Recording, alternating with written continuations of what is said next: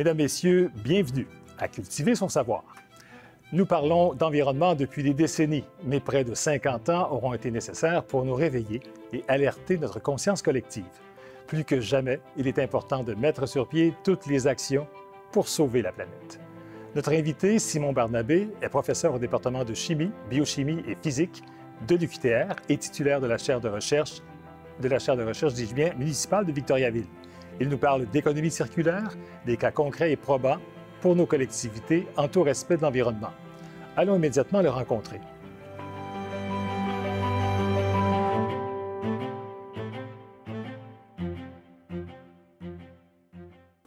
Merci beaucoup d'être des nôtres aujourd'hui. Ça fait plaisir. L'économie circulaire, je sais que ça existe quand même depuis un bon moment. Si on fait la genèse de ça, on recule combien d'années? Combien de décennies?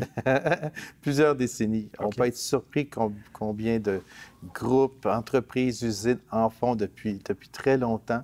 C'est juste que là, en ce moment, dans le contexte énergétique, environnemental, etc., d'aujourd'hui, il faut en parler plus. Il faut vraiment passer à l'action. On a vraiment besoin de plus de circularité dans nos vies. Oui.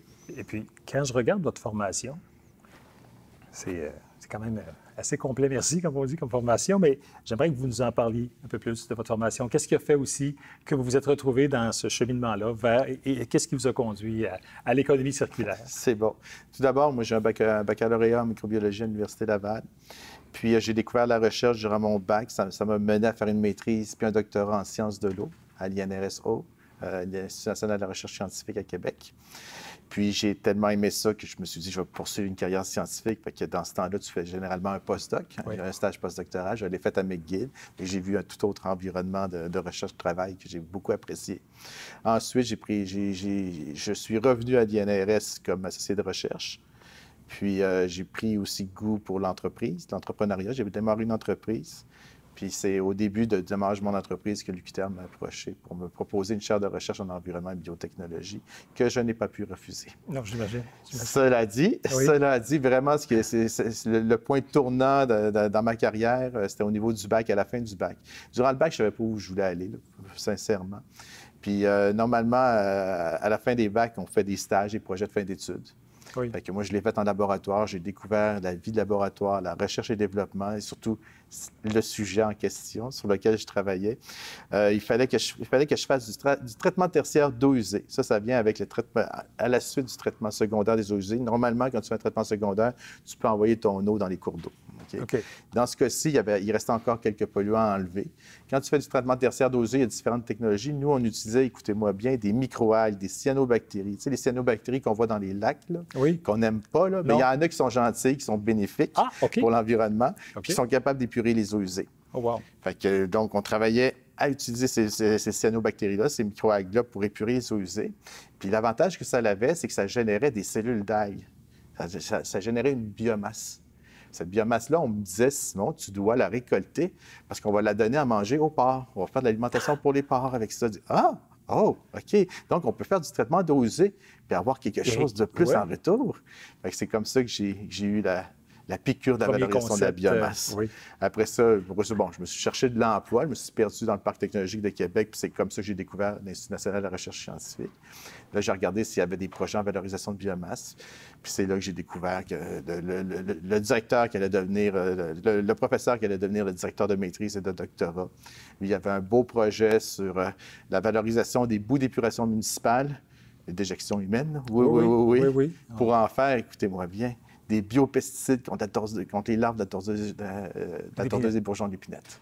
Wow. On faisait vraiment des biopesticides. Au lieu d'utiliser des pesticides chimiques, c'est un pesticide biologique, beaucoup mieux pour l'environnement. Et produit à partir d'un résidu, donc, en principe, il coûtait moins cher. C'est aussi une question de coût. Il coûtait moins cher en faisant ça. Fait que, donc, c'est sûr que la boue d'épuration municipale, les déjections humaines, oui, ça contient quelques pathogènes, mais rassurez-vous, on stérilisait, on autoclavait notre milieu de culture, c'est comme ça qu'on l'appelait. Okay. On amenait après ça notre micro-organisme industriel dedans. Dans ce cas-ci, on l'appelait le Bacillus thuringiensis, le fameux BT. Vous pouvez en entendre parler là, des fameux BT. Là, on faisait notre biopesticide comme ça. Fait que c'est comme ça que j'ai pris vraiment le goût à la valorisation de la biomasse. Je peux facilement comprendre. Fait que ça m'a toujours suivi après. Tu sais, c'est vraiment une approche où est-ce que des résidus peuvent servir à fabriquer un produit pour une entreprise ou une usine. Fait que l'économie circulaire, ça a commencé comme ça, moi, dans ma vie. Là. OK. Alors que, comme on le disait tout à l'heure, oui, ça peut venir depuis un bon moment, mais maintenant, c'est plus que jamais important de le réaliser, de le faire aussi quand on peut le faire. Oui, il ne faut pas juste en parler, il faut vraiment... Exactement, passer à l'action. En fait concret, il faut aller voir les cas concrets qui existent déjà, puis en réaliser de nouveau. Dans vos champs d'intérêt, on parle également de microbiologie industrielle. Vous l'avez appliqué de quelle façon dans votre travail? Justement, quand je vous parlais des bouts d'épuration, pour moi, là, les résidus organiques, ce sont des milieux de culture pour des micro-organismes industriels. Je comprends. D'autres mots, c'est la matière première pour fabriquer n'importe quel micro-organisme industriel. Les micro-organismes industriels, on fermente. Par exemple, pour fabriquer de la bière, c'est des levures. Oui. Mais moi, je pourrais prendre la levure, mettre ça dans ma boue, puis fabriquer de l'alcool si je voulais. OK? Bon, on ne fait pas ça. Non. Mais vous voyez, vous voyez un peu. Donc, un résidu organique peut servir de milieu de culture alternatif et bon marché pour de la production de micro-organismes industriels. Puis quand on parle de la valorisation des eaux usées d'un parc industriel, comme on le mentionnait précédemment, on parlait du parc industriel de Victoriaville. De quelle façon, comment vous procédez à ce niveau-là? Ah, ça, il y a une longue histoire derrière tout ça. J'avais été interpellé par la ville de Victoriaville pour créer des synergies entre des entreprises locales, spécialement dans leur parc industriel. Ils m'ont mis au défi. Moi, je me suis dit, bon, qu'est-ce que je pourrais faire? Mais là, évidemment, on pense à nos anciennes expériences. Puis tu dis, OK, je pourrais valoriser des eaux usées puis en tirer un produit qui pourrait être utilisable par une entreprise du parc. C'est comme ça que ça a commencé. Donc là, on a regardé les eaux usées fermentables dans lesquelles tu peux faire croître des micro-organismes. Oui. Fait qu'on en a réuni, on s'est fait comme une recette. Puis dans ce cas-ci, on a mis la microalgue. On travaillé beaucoup avec les microalgues. Fait que la microalgue, ce qu'elle faisait dans l'eau usée, elle l'épurait d'une part. Après ça, elle proliférait. Oui. Puis les microalgues gardaient à l'esprit qu'il y en a quelques-unes qui accumulent beaucoup d'huile. OK? Fait que ces huiles-là, tu peux les extraire, faire du biodiesel. Tu peux les extraire, faire des oméga-3. Dans ce cas-ci, on a ciblé une microalgue qui faisait ce qu'on appelle des biosurfactants, là, des genres de biosavons. Okay. Parce qu'à 1 kilomètre de la principale usine qui fournissait l'eau usée, il y avait une autre usine de fabrication de produits de nettoyage industriel qui cherchait des alternatives biologiques à certains produits chimiques.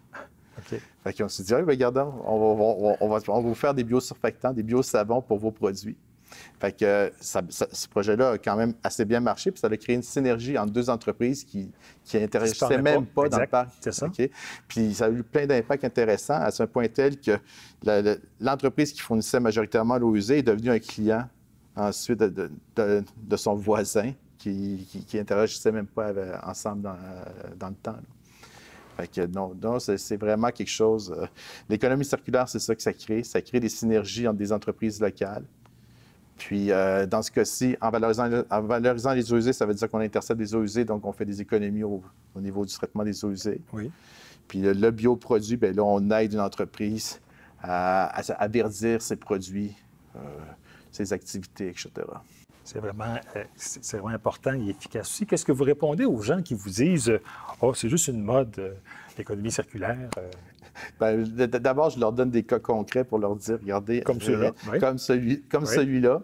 Puis je leur dis aussi, regardez, l'économie circulaire, c'est appelé aussi à évoluer, à aller plus loin que juste l'échange de déchets, que les matières résiduelles de l'un deviennent une matière première de l'autre. Aller plus loin que ça.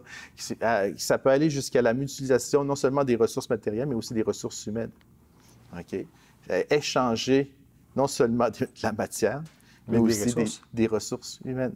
Okay? Donc, l'économie circulaire vraiment peut vraiment venir nous aider dans diverses facettes du développement de notre société qu'on a besoin, dont peut-être la main-d'œuvre. On a besoin de beaucoup de main-d'œuvre. Donc, si on pouvait s'échanger davantage de main-d'œuvre entre entreprises, par exemple, ce serait une bonne chose.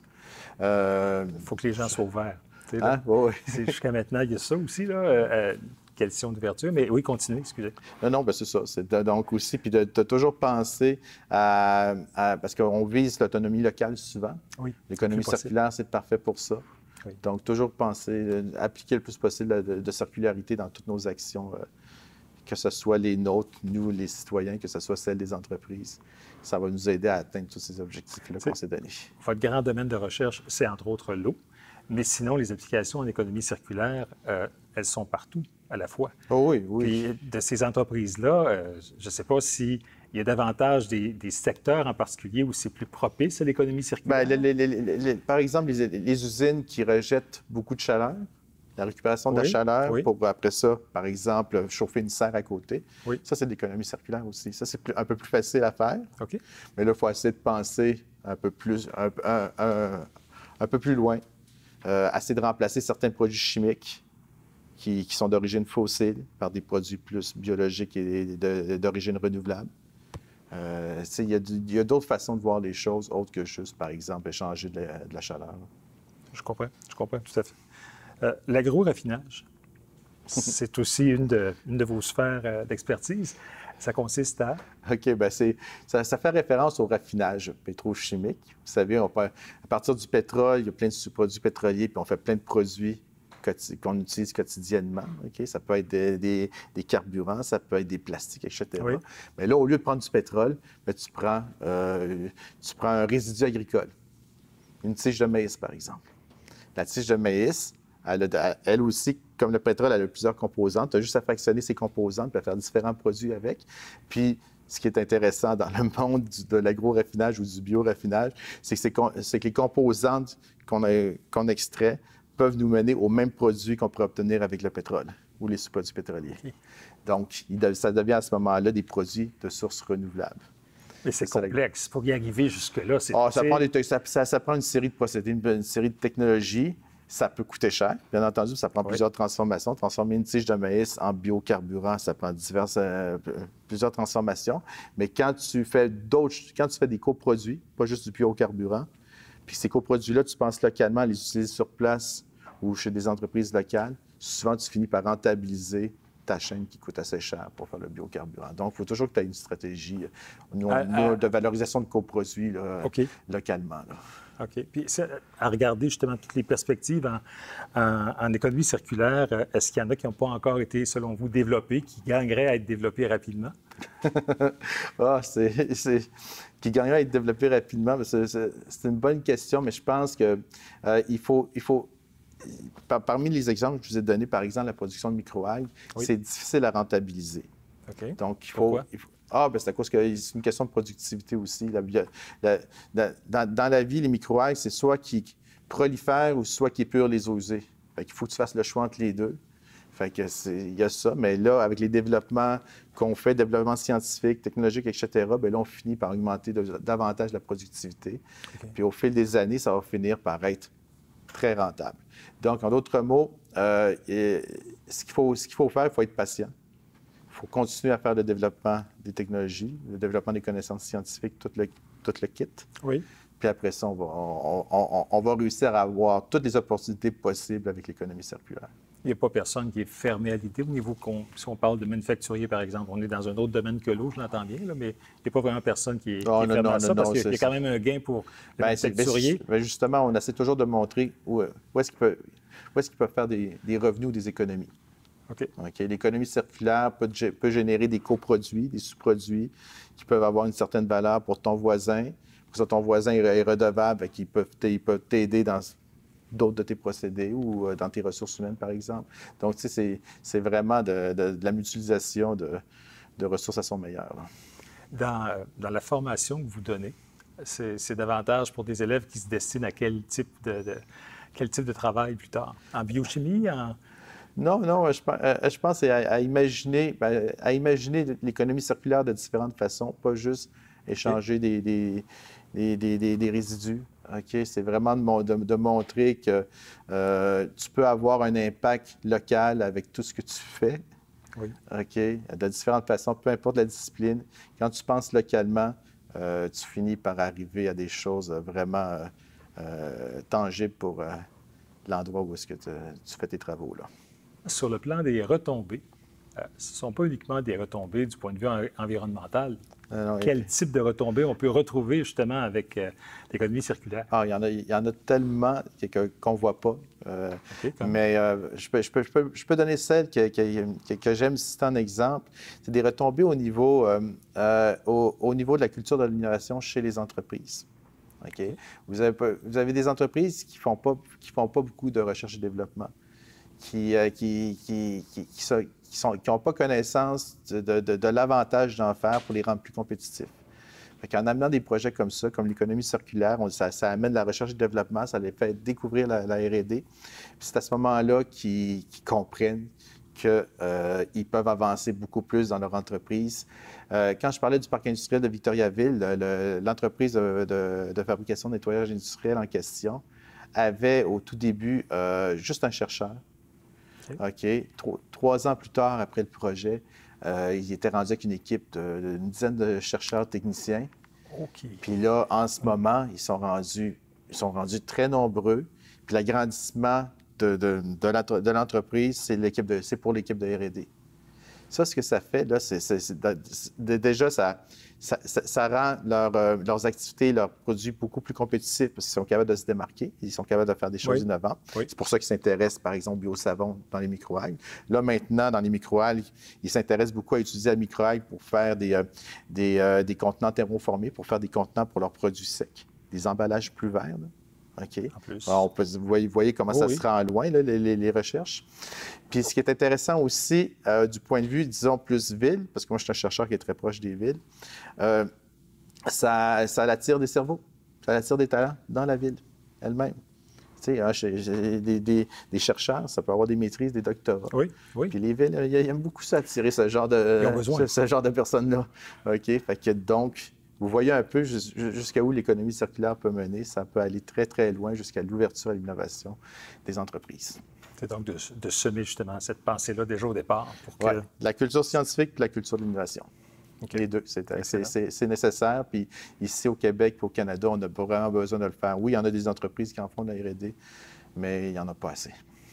Okay. Si on regardait maintenant les différents exemples d'économie circulaire, si on essayait de les décortiquer l'un après l'autre dans différents domaines pour mieux expliquer à nos téléspectateurs toute l'importance, on le voit déjà, toute l'importance que l'économie circulaire a, mais un peu plus concrètement. Bien, je parlais des emballages verts. Oui. Ça c'est des beaux exemples parce que souvent, on peut, à partir de résidus agricoles, ça peut être la chaîne de champ, par exemple, ou des résidus de lin, on est capable maintenant de les mettre en pâte, là, puis de faire des contenants. Okay. Pour le milieu agricole. Biodégradable. Surtout plus compostable. OK. Parce que c'est un peu ça qu'on recherche souvent. Oui. Bon, on aime ça quand c'est recyclable, mais souvent, les contenants vont finir dans l'environnement, donc c'est préférable qu'ils soient compostables. Gardez à l'esprit que de nos jours, plusieurs de ces contenants-là compostables, ils ne sont pas tous acceptés par les sites de compostage industriel parce qu'ils prennent trop de temps à composter. Et quand tu mélanges un résidu. OK. Moi, je parlais du chanvre lin, mais ici, dans ce cas-ci, en ce qui concerne mes recherches, on mélange les microalgues. On mélange une biomasse de microalgues à une pâte cellulosique, une pâte pour faire du carton. Là. On mélange ça ensemble, on fait le contenant thermoformé. Fait que la biomasse microalgale, ce qu'elle vient apporter, c'est ce qu'on essaie de démontrer, c'est que ça vient réduire un peu le temps de compostage. Donc, on réussit à ramener le temps de compostage de ces produits-là à un temps normal pour qu'ils puissent finalement se retrouver dans les sites de compostage industriel. Fait que ça, là, tout ce monde des emballages-là, on peut tellement faire des mélanges de biomasse là, pour faire les contenants. Là. Fait que tu as juste à penser aux épiceries qui génèrent beaucoup de résidus de fruits, légumes, tout ça. Tout à fait, mais ça aussi, tu en fais une pâte, une pulpe. Là. Ah oui? OK. Tu mélanges ça à la pâte cellulosique, puis tu fais un produit avec ça, un produit thermoformé. Puis tu essaies de voir c'est qui pourrait l'utiliser localement. Donc, il y a beaucoup de choses à faire à ce niveau-là. Est-ce qu'on a des exemples aussi d'économie circulaire où les résidus ne sont pas aussi facilement décomposables, mais... Oui, bien, les résidus, par exemple, de parterre de coupe, au niveau dans la foresterie, c'est pas facile. C'est pas facile à transformer, à convertir en produit. OK. Mais on peut faire des choses aussi avec ça. On a, par exemple, longtemps travaillé sur la conversion de ces résidus de parterre de coupe-là, les écorces aussi, en biocarburant. Okay. On est capable, avec les technologies, de les transformer en carburant, des carburants qui peuvent être utilisés par la machinerie lourde des forestiers, par exemple, qui peut être réutilisé dans la ville où est-ce qu'il y a les activités forestières aussi. Donc ça, c'est le genre de choses qu'on fait. Vous allez souvent entendre parler de projets de cogénération où est-ce qu'on brûle la biomasse pour faire de l'énergie, des écorces, en l'occurrence. Ça, c'est intéressant de faire de la bioénergie, mais on peut faire plus. Nous, on intercepte l'écorce, puis on va chercher dans l'écorce ce qu'on appelle des extractifs forestiers, des extraits. OK? Puis ces extraits-là, ils peuvent avoir plusieurs propriétés. Ils peuvent avoir des propriétés antimicrobiennes ou antigerminatives. Fait que là, il y a un gros projet sur lequel on travaille avec Innofibre, un centre collégial de transfert technologique. Il faut que je les nomme parce que ça fait très longtemps que je travaille avec eux. Puis cet extrait-là sert à remplacer un produit chimique assez toxique qu'on utilise dans l'entreposage des pommes de terre. Ça, là, l'entreposage des pommes de terre, il faut surveiller ça de près. Il y a des produits chimiques qui sont utilisés pour ne pas faire germer les pommes de terre. Fait qu'il y a un gros intérêt à remplacer ces produits chimiques-là par des produits plus, nous on dit biosourcés. Puis des extraits, par exemple, d'écorce de pinot noir peuvent le faire. Fait que c'est vraiment intéressant. Les patates goûtent un peu l'épinette, mais quand même, au moins, le produit chimique cancérigène dessus n'est plus là. Et quand on parlait tout à l'heure des coupes d'herbes, là, les municipalités vont nous dire de mettre ça dans le bac à compost, mais en bout de piste, ça prend un certain temps avant que ce soit composté, avant que ce soit... Oui, on peut le composter, mais on peut aussi le diriger vers la biométhanisation. Ça dépend. Ça dépend où est-ce que les résidus vont. Mais oui, certes, c'est des résidus qui contiennent de la cellulose. Puis la cellulose, souvent, ça peut prendre plus de temps à dégrader. Mais ça s'en vient. Il y a des techniques de compostage qui permettent de réduire les temps de compostage, qui permettent d'avoir du compost assez rapidement. Il faut surveiller ça de près. Mais nos sites d'enfouissement peuvent collaborer de leur façon aussi. Ah oui, tout à fait. Puis ils collaborent plus qu'on le pense. Ils récupèrent déjà beaucoup leur biogaz au niveau des sites d'enfouissement. Certains se dirigent vers la biométhanisation. Donc ça génère, oui, encore plus de biogaz. Mais quand tu vois justement, quand tu adoptes une approche d'économie circulaire, tu peux faire beaucoup de choses avec le biométhanisateur. Le biométhanisateur, ça génère en bout de ligne un digesta, quelque chose qui est assez très minéralisé. Oui, on pourrait retourner au champ pour les agriculteurs, mais on peut essayer de faire d'autres choses avec. Par exemple, nous, on étudie le digesta comme la possibilité d'en faire un régime alimentaire, attention, pour des insectes décomposeurs ou des insectes comestibles. Ça devient de plus en plus populaire, les fermes d'insectes, l'élevage d'insectes. Fait qu'on cherche tout le temps un régime alimentaire qui ne coûte pas cher pour les élever.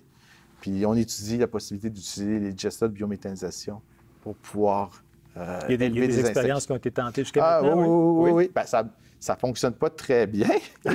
Le digestat ne contient pas tous les nutriments nécessaires pour un élevage, pour le cycle de l'insecte, de la larve jusqu'à l'adulte. Mais nous, on essaie d'améliorer la qualité du digestat. Puis ce qu'on fait actuellement, ça concerne encore les plateformes de biométhanisation. Parce que oui, le digestat, ce qu'on peut faire, il y a une fraction solide et liquide. Fait qu'on on les sépare les deux. La fraction solide, on envoie aux insectes. On le sait qu'il manque des nutriments. Mais dans la fraction liquide, là, c'est très minéralisé. Et qu'est-ce qui aime les minéraux? Les microalgues. Fait que là, on fait pousser des microalgues qui sont riches en protéines. Pour après ça, l'amener dans le digestat solide. Puis là, ça convient à l'élevage d'insectes. En tout cas, il y a encore quelques hypothèses de recherche à vérifier, mais c'est des choses qu'on peut faire, puis c'est des choses que l'économie circulaire nous encourage à faire. Fait que, donc, une plateforme de biométhanisation pourrait aider à une ferme d'insectes à naître sur un territoire. Fait que, par exemple. Si on avait un conseil à donner à nos téléspectateurs, là, on parle d'économie circulaire, mais chez eux, ils sont encouragés présentement, justement, à faire du compostage, à récupérer. Y a-t-il d'autres choses qu'ils peuvent faire? Il faut développer le réflexe de trier nos déchets. Le plus possible. Le plus possible. Puis éventuellement, les déchets triés, on va les prendre. OK? Donc, juste développer le réflexe, ça va suffire parce que le triage, c'est une étape qui peut être coûteuse. Quand on mélange tous nos déchets recyclés, ou même au niveau de notre bac à compostage, il y a le moyen de séparer les choses. OK. Ça va prendre juste plus de bacs. C'est ça. Ça pourrait prendre plus de bacs, mais au moins, le triage va être fait là. Oui. Puis, on est plusieurs à penser que ça va beaucoup aider à diversifier les produits qu'on pourrait tirer là-dessus. Oui. Un peu plus tôt dans l'entrevue, on discutait justement de la main-d'œuvre. Vous parliez d'échange de main-d'œuvre, mais j'aimerais ça que vous éclairiez un peu plus sur le concept d'échange de main-d'œuvre. Oui, parce que, tu sais, on l'a positionné dans un contexte d'économie circulaire. Moi, j'aime bien dire que c'est l'innovation circulaire d'essayer de passer à une autre étape. Oui. Pas juste penser d'échanger des ressources physiques ou matérielles, mais des ressources humaines aussi. L'idée, c'est de bien connaître dans un territoire donné les compétences disponibles, puis de pouvoir y faire appel. Puis l'entreprise qui prête un employé, un technicien, un opérateur à une autre entreprise, bien, l'autre entreprise est redevable, puis lui prête un technicien ou un opérateur. C'est de l'échange. C'est de l'échange. Puis ça, une de mes sources d'inspiration, une de nos sources d'inspiration, je ne suis pas le seul à penser comme ça, c'est la ville de Victoriaville. Des fois, les pompiers font appel à un technicien d'une de leurs usines locales. Le technicien, lui, est spécialisé en manipulation de l'ammoniac. OK. Fait que si les pompiers de Victoriaville ont besoin de déplacer un contenant de l'ammoniac, ils font appel à cette compétence-là. C'est un peu ça, l'idée de mutualiser les ressources. Ils ne sont pas obligés de se payer. La ville de Victoriaville n'est pas obligée de se payer un technicien spécialisé là-dedans. OK, je comprends très bien. Très bien. Puis c'est efficace aussi. Oui, c'est efficace aussi. Ça peut être une solution parmi les solutions potentielles pour la crise de la main-d'œuvre qu'on vit. C'est évident qu'on aurait pu parler longuement encore une fois, mais on se doit de terminer sur ces éléments-là. Merci infiniment. Merci de votre présence. Merci beaucoup. M. Barnabé. Merci également à l'UQTR, Campus de Drummondville, pour son étroite collaboration à la tenue de cette émission. Merci à vous, Madame, Monsieur, pour votre écoute. Nous vous donnons rendez-vous la semaine prochaine pour une prochaine émission « Cultiver son savoir ». D'ici là, bonne semaine.